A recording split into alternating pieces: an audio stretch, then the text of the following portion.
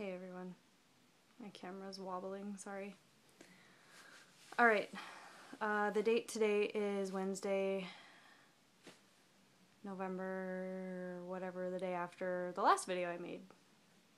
28th. This video, I wanna clarify something for you guys. I did not leave treatment to take the easy way out. That would have been stupid of me, because the way I'm doing it now is much harder than the way I'd have done it had I stayed. To do it now in outpatient is,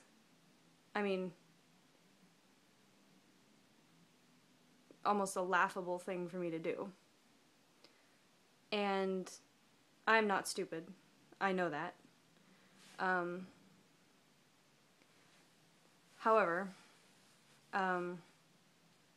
staying at treatment was giving my eating disorder voice, so to speak, way more strength and volume than I thought it deserved. There's more to it than I think anybody could know that doesn't know me personally. I understand why you guys might be concerned. I'm concerned because now I have to do this without the support of 6 or 8 people sitting around, to help me out if I'm having trouble. Honestly, my biggest support system is you guys. I don't have a whole lot of close friends that I can just pick up my phone and call. That are like around me here. That can come over and whatever. I do have a few. And I'm not trying to like negate the help they do give me. But it's different than, having the support that I had in treatment. But, I felt like the support that I was missing, was more detrimental than good. That didn't make any sense. What I mean to say is that, I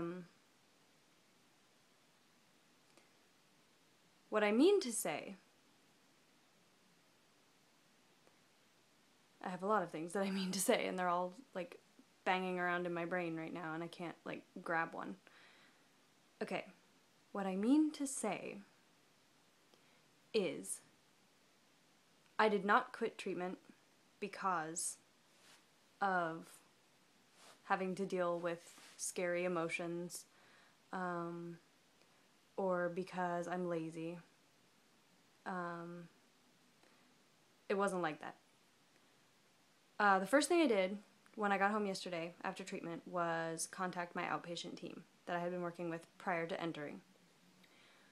I called my therapist and my naturopathic doctor and left a message for both, and I ended up emailing my therapist later on, and she actually responded to that one faster, which makes sense. I haven't yet heard back from my my doctor,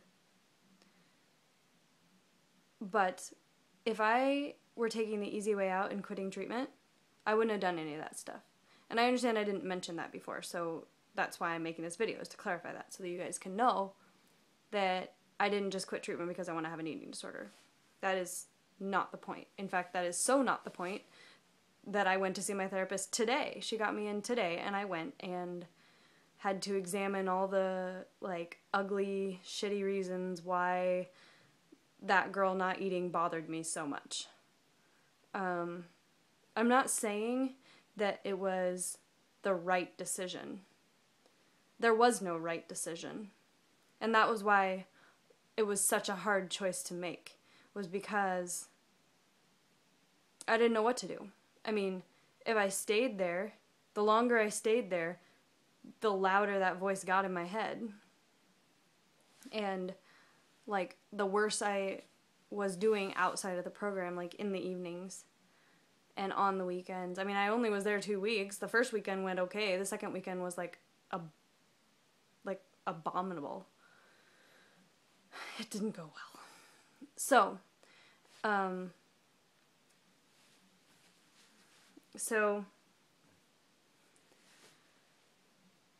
anyway, the point is, oh god, I'm sorry, my nose. Like every time I make a video, my nose itches or my eye itches or my head itches or I don't know what it is. Like the camera makes me itchy or something, but whatever. So yeah, I wanted to clarify that for you guys, because I don't mean to scare anyone. The heart palpitations are a weird thing. I don't know why they're happening, because before they used to happen when I was, like, not eating enough. Obviously that didn't apply while I was in treatment. At least not to the degree that it had always mattered before, if that makes sense. Like, I had to be, you know, starving myself pretty good to get palpitations with the frequency that I was getting them last week, even. And they're still happening now.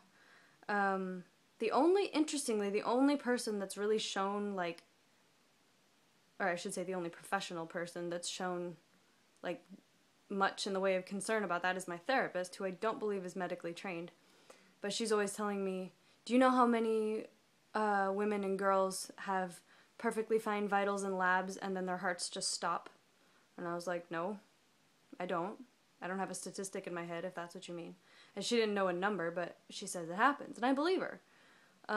All the doctors I've come across just say, well, PVCs, like literally the doctor at treatment said, PVCs never killed anyone. I told my therapist that, and she went, ugh, and like rolled her eyes about that, because she was irked. But that being said, I've looked it up. Basically, PVC stands for premature ventricular contraction, and it just, basically, my heart has the hiccups.